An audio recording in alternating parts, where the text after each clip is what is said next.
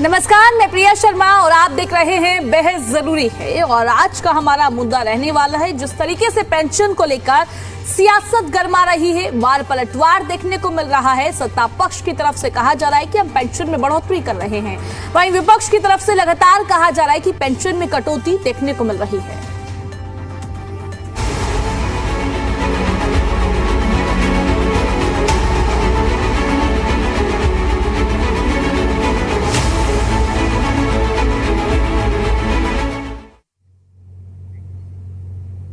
हरियाणा में बुढ़ापा पेंशन पर सियासी रात लगातार जारी है। हरियाणा की सियासी फिजाओं में जब से बीजेपी की प्रदेश में सरकार चल रही है, उसके विकास कार्य और तकनीकी गति हमेशा विपक्ष की निशानी पर रह रहा है।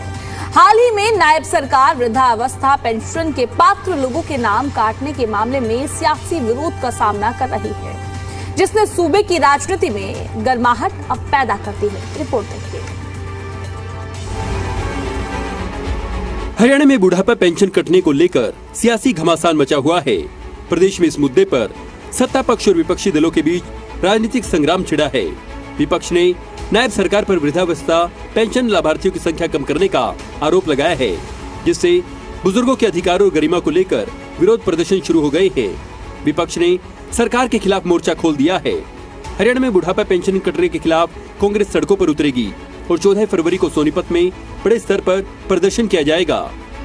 ये हरियाणा की सरकार लगातार बुढ़ापा पेंशन काटने का काम कर रही है। हर गांव में, हर वार्ड में जहां भी हम जा रहे हैं, बड़े बुजुर्ग मिल रहे हैं कि जी हमारी पेंशन कट गई, और उसके बाद मुख्यमंत्री जी कह रहे हैं मुझे जानकारी नहीं। ये मुख्यमंत्री जी बड़े आश्चर्यजनक उसका जवाब दे रहे हैं, यानी कि प्रदेश में कौन सरकार चल रहा है, प्रदेश के लोगों को यही नहीं समझ में आ रहा। ये जो बुढ़ापा पेंशन कट रही है ये हमारी स्वीकार्य नहीं है। इसमें बुढ़ापा पेंशन कटने के विरोध में सोनीपत जिले में 14 तारीख को शनिवार को हम जिले स्तर की हम एक प्रदर्शन का और एक धरने का कांग्रेस पार्टी कार्यक्रम करने जा रही है। हम लोग सारे मिलके एक कार्यक्रम करेंगे। इनेलो के राष्ट्रीय अध्यक्ष अभय चौटाला ने कहा कि सरकार ने कई शर्तें लगाकर बहुत से बुजुर्गों की पेंशन काट दी, जिसके विरोध में इनेलो 20 फरवरी को पंचकुला में विरोध प्रदर्शन करेगी। उस बुढ़ापा पेंशन में अनेक शर्तें लगा करके बुजुर्गों की पेंशन काटने और रोकने का काम किया जा रहा है। करीब करीब 1 लाख से ज्यादा लोगों की पेंशन रोक रखी है और काट दी गई कि या तो मुख्यमंत्री अपनी तरफ से ये स्पष्ट करे कि हम किसी भी बुजुर्ग की पेंशन नहीं काटेंगे, और उसके साथ साथ जो मुख्यमंत्री की घोषणा थी 21 अक्टूबर की कि हम 200 रुपये बढ़ा करके बुजुर्ग को 1 नवंबर से पेंशन देने का काम करेंगे। वहीं पेंशन को लेकर विपक्ष के आरोपों पर मुख्यमंत्री नैब सिंह सैनी ने कहा कि विपक्ष ने झूठ की दुकान खोल रखी है, जबकि पेंशन से संबंधित समस्याएं और आय आधारित पात्रता से जुड़ी शिकायतों के निष्पक्ष निपटान के लिए जिलों के एडीसी को निर्देश जारी किए गए हैं। कांग्रेस की सरकार हो चाहे इनेलो की सरकार हो या हुड्डा साहब की पहली सरकार हो, सभी की यही सोच थी कि कम से कम लोगों को इस योजना का लाभ मिले, कम से कम को मिले। ये सोच थी इनकी। भाई आप ये जो बात कर रहे हैं ना, बड़ी बड़ी बातें करते हैं, मैं ये उनको आईना दिखा रहा हूँ। 10,000 रुपये रखी इन्होंने आय सीमा। ये कह रहे हैं ना कोई आय सीमा नहीं थी, मैं तो डेट भी बता रहा हूँ। हरियाणा में बुढ़ापा पेंशन पर बवाल क्यों? क्या बुजुर्गों की बढ़ने वाली है परेशानी? क्या विपक्षी दलों का विरोध है जायज? क्या नायब सरकार पेंशन की परेशानी को कर पाएगी खत्म? प्रदेश की जनता इन सवालों का जवाब चाहती है। ब्यूरो रिपोर्ट, जी मीडिया। अब हरियाणा में बुढ़ापा पेंशन को लेकर सियासत गरमाती हुई नजर आ रही है, वार पलटवार देखने को मिल रहा है। और इसी मुद्दे पर अब तमाम सवाल भी खड़े हो जाते हैं। एक एक करके सवाल आपके टीवी स्क्रीन पर। हरियाणा में बुढ़ापा पेंशन पर आखिर बवाल क्यों हो रहा है? सवाल नंबर 2, क्या बुजुर्गों की कट रही है पेंशन, जिस तरीके से विपक्ष की तरफ से आरोप लगाया जा रहा है? सवाल नंबर 3, क्या विपक्षी दलों का विरोध है जायज? जिस तरीके से पेंशन पर विरोध हो रहा है, ये कितना जायज है? तो ये तमाम सवालों पर हम जवाब लेंगे। हमारे साथ पैनल में जुड़ेंगे तमाम मेहमान, क्योंकि ये मुद्दा जिस तरीके से लगातार गर्मा रहा है, और इसी मुद्दे पर चर्चा की शुरुआत करते हैं। हमारे साथ पैनल में जुड़ चुके हैं, सबसे पहले तो भारतीय जनता पार्टी से हमारे साथ जुड़ चुके हैं शंकर धूपड़, और साथ ही हमारे साथ कांग्रेस पार्टी से प्रवक्ता नितिन जुड़ गए हैं, और साथ ही एनएलडी से प्रवक्ता हमारे साथ विजेंद्र रेड्डी जी जुड़ गए हैं, और हमारे साथ वरिष्ठ पत्रकार भी जुड़ गए हैं केसी मलकानिया जी। सबसे पहले तो आपका बहुत बहुत स्वागत है हमारे पैनल में। आज का जो मुद्दा है सियासत में काफी गर्माता हुआ नजर आ रहा है, लगातार वार पलटवार देखने को मिल रहा है। चर्चा की शुरुआत करूंगी मैं भारतीय जनता पार्टी के प्रवक्ता शंकर धूपड़ जी से। सर देखिए, जिस तरीके से लगातार आरोप लगाए जा रहे हैं, विपक्ष की तरफ से साफ तौर पर कहा जा रहा है कि 75,000 बुजुर्गों की पेंशन काट दी गई है, इस पर क्या कहना है आपका? जी शंकर जी। प्रिया जी नमस्कार, आपको और आपके दर्शकों को भी नमस्कार। प्रिया जी, आप देखेंगे कल माननीय मुख्यमंत्री जी नायब सिंह जी सैनी जो है पत्रकारों से जब बात कर रहे थे, उन्होंने बताया कि कांग्रेस का जब राज था 92 में, तो उनकी जब सरकार थी 100 रुपए पेंशन दे रहे थे, और उस समय आय सीमा जो है 10,000 थी, और लाभार्थी उस समय जो है 6.5 लाख थे।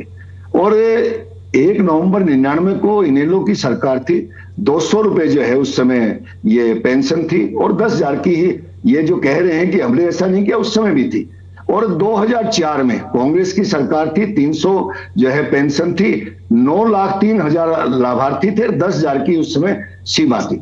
मार्च 2009 में कांग्रेस की सरकार थी, 500 रुपए पेंशन की गई थी, और 10,000 रुपए ही आय सीमा थी। इसी प्रकार से 12 में 500 रुपए जो है मुख्यमंत्री जी ने जो बताया, 500 रुपए जो है वो इनकी जो है पेंशन थी, 12.5 लाख जो है लाभार्थी। 2014 में कांग्रेस की सरकार थी, 1,000 रुपए इन्होंने पेंशन की थी, 2 लाख रुपए की जो है उस समय वो आय सीमा जो है रखी गई थी, और 12,50,16 लोगों को उस समय वृद्धावस्था पेंशन दी जा रही थी। आज फरवरी 2026 में 3,000 रुपए पेंशन है, और 20,31,000 लोगों को पेंशन दी जा रही है, और 3 लाख की आय सीमा है। समय समय पर माननीय मुख्यमंत्री जी नायब सिंह सैनी और इससे पहले मनोहर लाल जी ने समय समय पर वृद्धावस्था सम्मान पेंशन बढ़ाई है। वास्तव में जो बुजुर्गों का जो सम्मान किया है वो भारतीय जनता पार्टी की सरकारों ने किया है। पहले यह पेंशन, आपको जानकारी है कि पहले यह पेंशन जो है गांव के सरपंच और पंच और शहरों में पार्षदों के माध्यम से वितरित की जाती थी ये, और लाभार्थियों को, पेंशन धारकों को उनके घर पर जाना पड़ता था। जो पंच, सरपंच और जो पार्षद जो होते थे, वहां कभी वो पार्षद नहीं मिलते, पंच सरपंच नहीं मिलते, कभी कह देते पेंशन आई नहीं, और कई बार जाने के बाद भी पेंशन नहीं मिलती थी, और उनको उनके दरवाजे पर बैठना पड़ता था। शंकर जी देखिए, कई बार आपको प्रिया जी मैं मेरी बात को पूरा, हमें धन्यवाद करना होगा मोदी जी का कि आपको मालूम है कि एक प्रधानमंत्री हुए कांग्रेस के, उन्होंने कहा कि मैं 100 पैसे भेजता हूं, नीचे 15 पैसे जाते हैं। प्रधानमंत्री मोदी जी ने जनधन अकाउंट जब खुलवाए तो हर व्यक्ति के यहां जाने लगी। और कल की मैं बात कर रहा हूं, माननीय मुख्यमंत्री जी ने कहा था कि 1,03,000 लोग जो है उनकी डेथ हो चुकी है, जिनकी पेंशन जो है कटी है, और बाकी की पेंशन कटी नहीं है, होल्ड पर रखी गई है। आपको मालूम है कि जो है 60 साल से बड़ा कोई भी हरियाणा का वासी जो है उसकी पेंशन बन जाती है, और घर बैठे उसकी पेंशन बनती है, उसको कहीं जाने की आवश्यकता नहीं होती। और उसके बाद जो है जो क्राइटेरिया जो है, एक मिनट प्रिया जी मैं मेरी बात को पूरी करता हूं, बुजुर्गों का सच्चा सम्मान जो है वो यही है कि अब जो बुजुर्ग होता है उसका जो क्राइटेरिया पूरा होते ही उसकी पेंशन बनती है। और माननीय मुख्यमंत्री जी ने और कल जो है माननीय कृष्ण बेदी जी ने भी कहा, जो इस विभाग के मंत्री हैं, तो उन्होंने भी कहा किसी की पेंशन काटी नहीं गई है, फिलहाल होल्ड पर है। जो कोई भी पात्र मिलेगा, किसी भी पात्र की कटेगी नहीं और अपात्र को मिलेगी नहीं। अगर जो पात्र मिलता है उसको ये जो है एरियर समेत उसको दिया जाएगा, ऐसा जो है माननीय मुख्यमंत्री जी ने भी कहा और माननीय कृष्ण बेदी जी ने भी ऐसा कहा है। तो जो है हम जो बात कर रहे हैं कि पेंशन कटने की, वो पेंशन किसी की काटी नहीं गई है फिलहाल तक जी, ठीक और है। क्राइटेरिया जो पूरा करेगा उसकी पेंशन रहेगी। ठीक है नितिन जी, देखिए जिस तरीके से आपने सत्ता पक्ष को सुन लिया और लगातार मुख्यमंत्री नायब सिंह सैनी भी यही कहते हुए नजर आ रहे हैं कि पेंशन किसी की नहीं कटी है। अगर कट रही है, उनको ऐसा लगता है वो पात्र हैं पर उनकी पेंशन काटी गई है, तो शिकायत दर्ज करवाएं। जी नितिन जी। देखिए, सबसे पहली बात तो भारतीय जनता पार्टी के इस राज में जनता को गुमराह करने का और लूटने का एक नया जरिया इन्होंने चुना हुआ है। चुनावी घोषणाओं में कुछ और होता है और मौके पर धरातल पे कुछ और निकलता है। देखिए किस तरीके से आज हरियाणा प्रदेश के अंदर जो बुजुर्ग हैं, 60 प्लस से उम्र के ऊपर के लोग हैं, वो सभी लोग अपनी पेंशन को लेकर घबराए हुए हैं।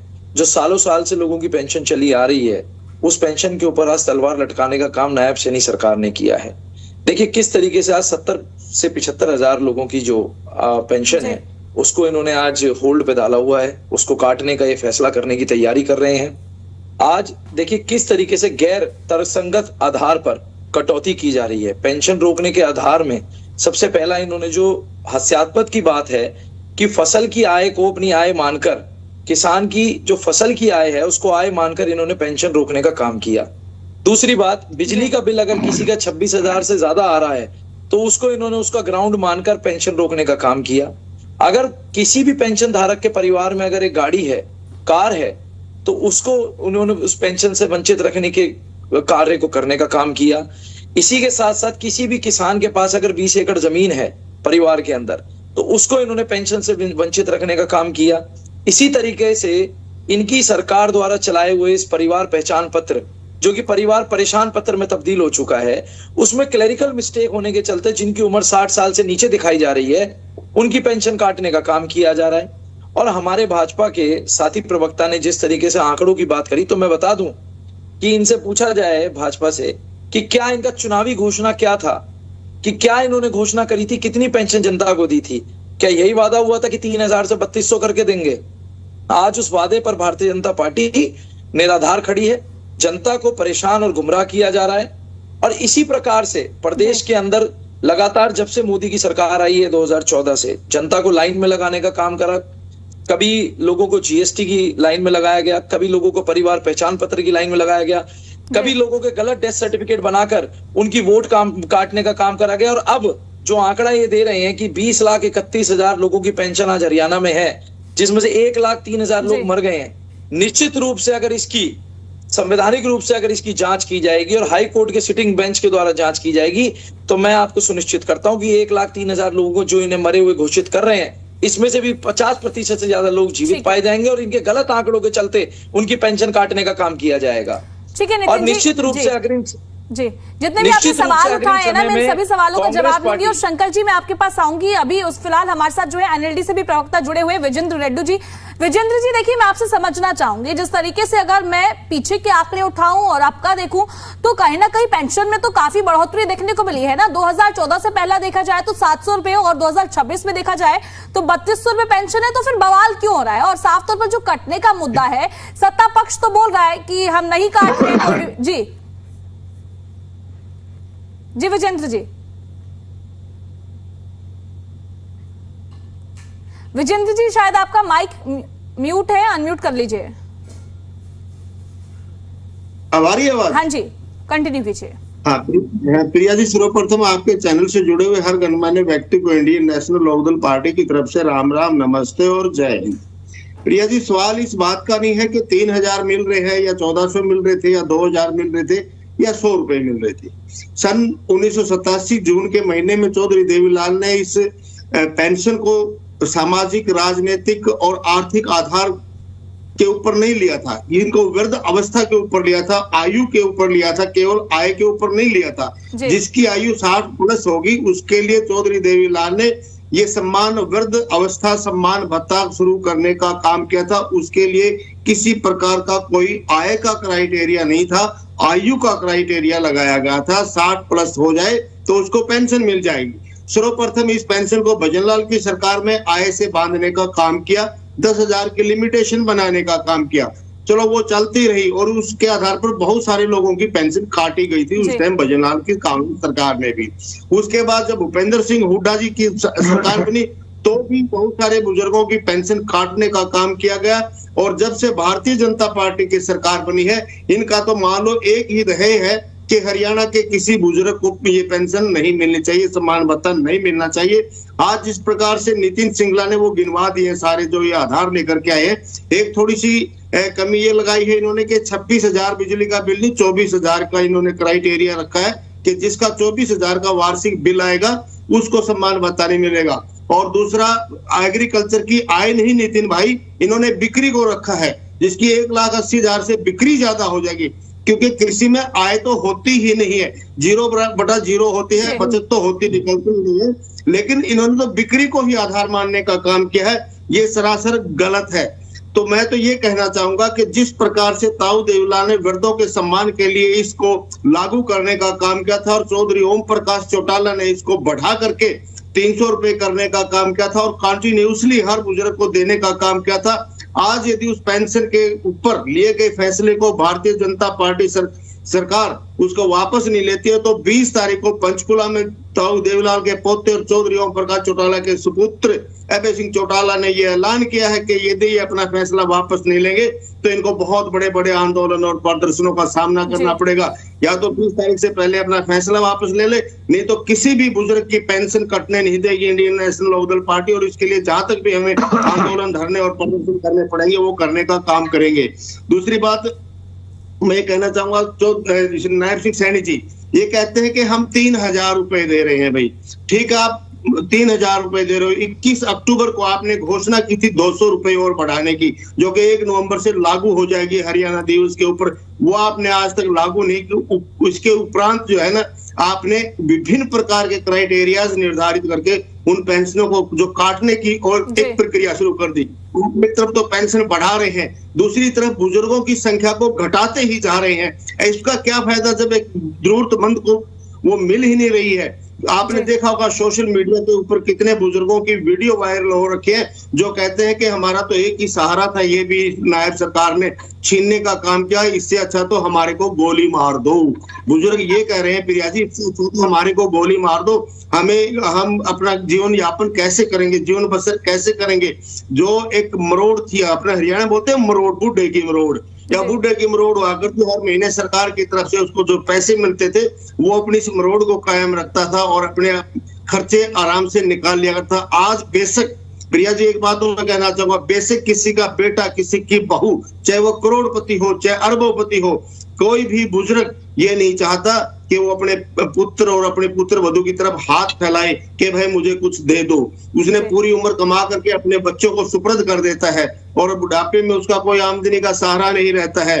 अरे विदेशों में तो हमने सुना है कि बुजुर्गों को हर इतनी ज्यादा सुविधाएं, 5 स्टार की सुविधाएं सरकारें दे रही हैं और हमारी है 3,000 रुपये दे करके इसके ऊपर भी ये कैंची चलाने का काम कर रही है। बड़े दुर्भाग्य की बात है। और नेशनल लोकदल पार्टी इसके लिए कहीं तक भी जाने का काम करती है। शंकर जी बहुत सीनियर आदमी है, वरिष्ठ आदमी है, सह सम्मान विनम्र निवेदन करते हुए मैं आपसे ही पूछना चाहता हूँ शंकर जी, कितने ऐसे देश हैं जहां बुजुर्गों के लिए 5 स्टार रेस्टोरेंट बना करके वहां रखने का काम करती है सरकार और 5 स्टार की तरह की सुविधाएं देने का काम करती है। सारा उनका मेडिकल का, हेल्थ का, उनको केयर टेकर भी दिए जाते हैं। आप तो 300 रुपए में ही वाह भाई ये कह रहे हो कि भाई हम 3,000 रुपए हमने देने शुरू कर दिए, लेकिन कितने को देने शुरू कर दिए, कितनों की आपने काट दी। आज भी खुद आपने कहा कि हमने होल्ड कर रखी है 1.5 लाख लोगों की। अरे होल्ड क्यों कर रखी है? जो बुजुर्ग को 3,000 रुपए मिलते हैं उसको हर महीने जरूरत होती है उसकी शंकर जी हैबिट बन चुकी है कि महीने वाले दिन मुझे 3,000 रुपए मिलेंगे और मैं उसे अपनी बेटी का सूट सिलवाऊंगा, अपनी पोती को की फीस भर के आऊंगा, मैं अपने बूढ़ों के लिए तंबाकू लेकर के आऊंगा, मैं अपनी कमेटी को चाय पिलाने का काम करूंगा। 10 आदमियों के साथ पार्क में खेलते हैं, वहां हम मूंगफली खाएंगे, वहां हम चाय पियेंगे। वो 3 महीने से जी। क्या खा रहे हैं, क्या पी रहे हैं? शंकर जी, आप ही बुजुर्ग आदमी हो, क्या आपको तो पेंशन मिलती होगी, सरकारी पेंशन मिलती होगी आपकी तो। ठीक है, जिस रेणु बुजुर्ग जी, को सुन केवल लीजिए, मात्र जवाब 3,000 देना चाह रहे हैं मिलते थे, शंकर जी, वो कैसे सुन 3 लीजिए। महीने निकाल रहा होगा, किस समस्या से जूझ रहा होगा? आप जी। बताइए मुझे, इस बात को क्लियर करने का काम करें। जी जी, शंकर जी रखिए अपनी बात को। नहीं प्रिया जी, जी। मेरे दोनों साथियों ने बहुत अच्छी अच्छी बातें बताई, नितिन जी ने भी, रेणु जी ने भी। और रेणु जी ने तो और आगे जा करके जो बातें कही, मैं इनकी बात का सम्मान करता हूं। और मैं चौधरी देवीलाल जी का, ताऊ का, और चौधरी ओम प्रकाश जी चौटाला का हृदय से सम्मान करता हूं। और उन्होंने, चौधरी देवीलाल जी ने जब सम्मानीय पेंशन जब शुरू की थी तो उम्र 65 साल की थी। और इन्होंने जो कहा अभी अभी कि जो है वो हमने जो है कोई लिमिट नहीं रखी, ऐसा नहीं है। जब इनकी सरकार आई थी 1999 में, तब 10,000 रुपए की सीमा थी। लेकिन जो है इन्होंने जो दोनों ने जो बात, मैं आपके बीच में नहीं, आप भी अपनी बात। नहीं, आप ये बताइए। नहीं मैं आपके बीच में बिल्कुल नहीं बोला, मैं आपके बीच में बिल्कुल नहीं बोला। आप जो है अब ये पॉपकॉर्न की तरह से उछलिए मत जी, पॉपकॉर्न की तरह से उछलिए मत। अब आप जो कह रहे हैं कि प्रदर्शन, ये इन्होंने कहा कि हम प्रदर्शन तब करेंगे कि अगर आप पेंशन काटेंगे तो। मुख्यमंत्री जी ने कहा है, जो कृष्ण बेदी जी ने कहा है कि हम पेंशन नहीं काट रहे।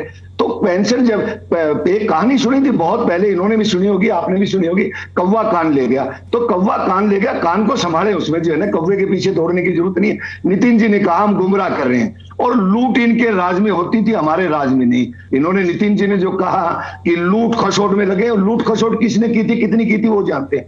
इन्होंने कहा घबराए हुए, बिल्कुल नहीं घबराए हुए, कोई जनता नहीं घबराए। वो घबराए हुए ये हैं, ये कांग्रेस वाले जो है ज्यादा घबराए हुए, अन्य विपक्षी दल भी है, लेकिन जनता और बुजुर्ग नहीं घबराए हुए। गाड़ी और कार का जो जिक्र किया, गाड़ी और कार पानी से नहीं चलते, गाड़ी और पानी। और दूसरी बात है, इन्होंने कहा कि पेंशन काटे जा रहे, मुख्यमंत्री के कहने के बाद में ऐसी बातें नहीं। दूसरी बात, इन्होंने कहा बार बार काट रहे हैं। अरे 20,31,000 लोगों को दी जा रही है, पहले से बढ़ाई गई है। वो 11 साल में लगभग 8 लाख बढ़े हैं, और 11 साल में 2,000 पेंशन बढ़ी है। जो इन्होंने बात की विदेशों की, विदेशों में कितना कुछ होता है, वहां टैक्स की चोरी कितनी रहती है, चलिए अपन उस बात में नहीं जाना चाहते। और इन्होंने, नितिन जी ने एक बात कही कि हमने लाइन में लगा दिया, ये लगा दिया, लोग वो लगा दिया। ऐसी जरूरत नहीं है। सरकारों में इनकी में फोन की लाइन लगती थी, गैस की लाइन लगती थी, राशन की लाइन लगती थी, सारी चीजें लगती थी। मैं एक थोड़ा सा, क्योंकि हम और रेणु जी पहले भी मिलते रहे और आगे भी मिलेंगे, मैं बता दूं, मैं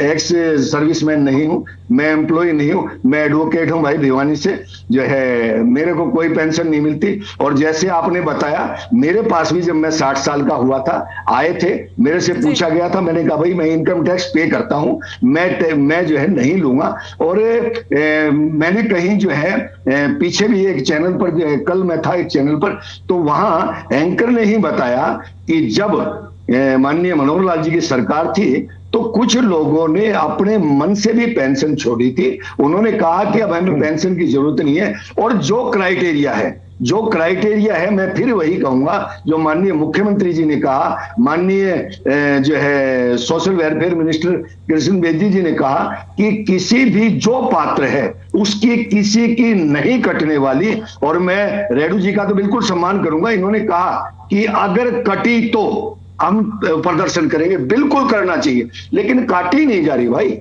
जी। ठीक है शंकर जी, नितिन जी काफी देर से अपनी बात रखना चाह रहे हैं जी। नितिन जी कंटिन्यू कीजिए जी।